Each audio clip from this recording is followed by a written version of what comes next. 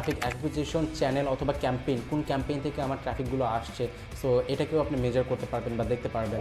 So এখানে আমি মাত্র কয়েকটা কোশ্চেনের অ্যান্সার বা আমরা এখান থেকে বুঝলাম যে কয়েকটা কোশ্চেন করলে আমরা এই অ্যান্সারগুলো পাচ্ছি। বাট ওয়েব অ্যানালিটিক্সের যে ড্যাশবোর্ড বা যে টুলসগুলো আছে আমরা ডাটা অ্যানালাইসিসের জন্য, সো সেইখানে অনেকগুলো ম্যাট্রিক্স আছে। সেই ম্যাট্রিক্সগুলো থেকে আমরা আমাদের ডাটাগুলোকে মেজার করতে পারি ফার্দার আমার ক্যাম্পেইনের জন্য অথবা স্ট্র্যাটেজির জন্য। ওয়েব অ্যানালিটিক্সের প্রসেসটা কীভাবে হয়?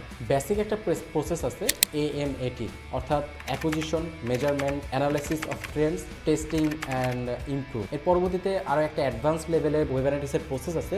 সেখানে আমরা প্রথমে দেখতে পারি সেটিং গোল। প্রথমে আমার একটা গোল সেট আপ করতে হবে। তার পরবর্তীতে কালেক্টিং ডাটা, আমরা ওয়েবসাইট থেকে ডাটা কালেক্ট করব। এর পরবর্তীতে ডাটাগুলো যে কালেক্ট করলাম আমাকে প্রসেসিংয়ে দিতে হবে। আমরা একটা টুলস থেকে ডাটা কালেক্ট করতেছি, আরেকটা টুলসে যে আমরা ডাটাগুলোকে প্রসেসিং করতেছি অথবা মেজার করতেছি। আইডেন্টিফাই কি পারফরমেন্স, অর্থাৎ KPI-টা আমরা আইডেন্টিফাই করতে পারবো